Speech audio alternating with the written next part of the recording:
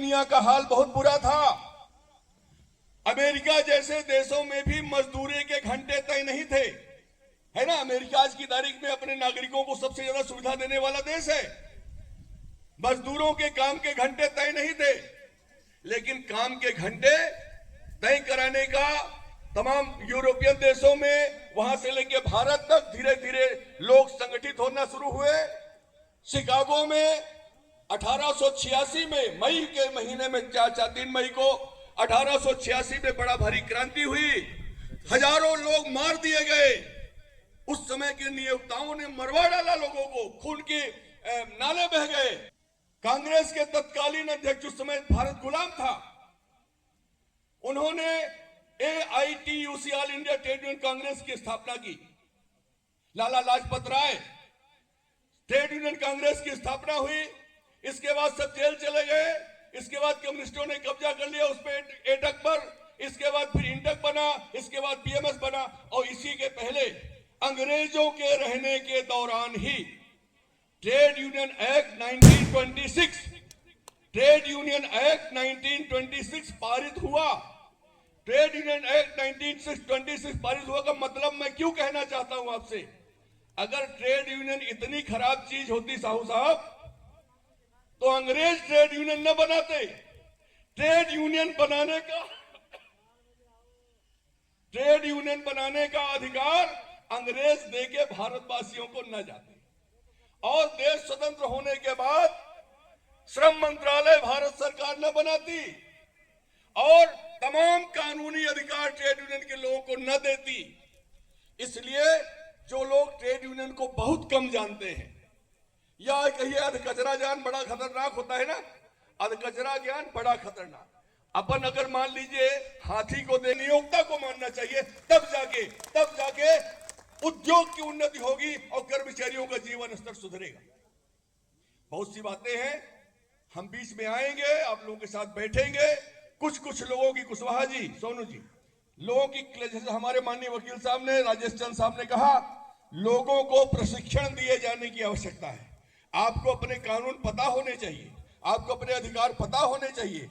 क्या हमको करना है, डूज एंड डोंट्स, क्या हमको करना है, क्या नहीं करना, यह पता होना चाहिए। बहुत लोग इकट्ठे हुए हैं, बहुत छोटे काल में इकट्ठे हुए हैं, तमाम असुविधाओं के बावजूद इकट्ठे हुए हैं। इसका मतलब फूल के हमको कुप्पा नहीं हो जाना है, हमको और जिम्मेवार हो जाना है और अपने साथियों को मोटिवेट करना है। एक एक आदमी, अगर यहाँ 6000 परिवार काम करता है तो 6000 लोग पूरे जुड़ना चाहिए संगठन से। जब जरूरत पड़े तो अपनी ताकत हमको दिखानी है, लेकिन सकारात्मक ताकत दिखानी है। आज के दौर में जापान जैसे देश में आंदोलन कैसे होता पता आपको? वहां आंदोलन ऐसा होता है कि अगर मान लो एक बिस्किट फैक्ट्री है, वहां हड़ताल हुई तो कहते हैं हड़ताल हुई तो रोज बनाते, मान लो एक आदमी 50 पैकेट बिस्किट, तो नाराज होकर उस दिन हड़ताल करता है तो 100 पैकेट बना देता है। अब 100 पैकेट बना दिया तो क्या हुआ? 100 पैकेट बना दिया तो क्या हुआ? उसमें भी नियोक्ता का नुकसान है, लेकिन उसने बेईमानी नहीं की, काम छोड़ के भागा नहीं। क्या किया? काम छोड़ के नहीं भागा, और ज्यादा काम कर दिया तो दूसरे दिन के लिए माल नहीं बचा। दूसरे दिन भी तो काम करना है ना, तो दूसरे दिन के लिए बिस्किट का माल नहीं बचा। कंपनी को नुकसान नहीं हुआ, लेकिन कंपनी के मैनेजमेंट को समझ में आ गया कि जो आदमी उत्पादन बढ़ा सकता है वो घटा भी सकता है। ये ताकत दिखानी है, नुकसान करके नहीं, फायदा पहुंचा के दिखाना है। ऐसी मैं उम्मीद करता हूं, ऐसा मैं भरोसा करता हूं, और जब तक ये भरोसा बना रहेगा, माननीय विश्वनाथ दुबे जी के इस उद्योग को जब तक बढ़ाने के लिए आप लोग काम करोगे और अपने अधिकारों की मांग नियम संगत तरीके से करके उनको हासिल करते रहोगे, तब तक हमारा साथ, हमारे साथियों का साथ हमेशा आपको मिलेगा। ये संगठन स्वतंत्र संगठन है। किसी राजनीतिक दल से हमने इसको एफिलिएशन नहीं कराया, किसी राजनीतिक दल से इसको जोड़ना भी नहीं है। सारे लोग ये मान के चलो ये मेरा परिवार है, मेरा घर है। और एक चीज और आखिरी में आपको बता दूं, मैनेजमेंट हो, सिक्योरिटी हो, नियोक्ता हो या मजदूर हो, सबके अपने अपने ऑर्बिट है, सबके अपने अपने दायरे हैं। अपना दायरा छोड़कर जब कोई दूसरे के दायरे में घुसता है, अपने घर में जाने की जगह शाम को मान लो थोड़ा ले लिया टल्ली में, और पड़ोसी के घर में जब घुसता है तो पिटाई हो जाती ना। ऐसा ही जब मैनेजमेंट यूनियन के दायरे में घुसने की कोशिश करता है तो नुकसान होता है। यूनियन लीडर जब मैनेजमेंट के दायरे में घुसने की कोशिश करता है तो नुकसान हो जाता है। इसको एक वेद युक्ति है, याद रखना।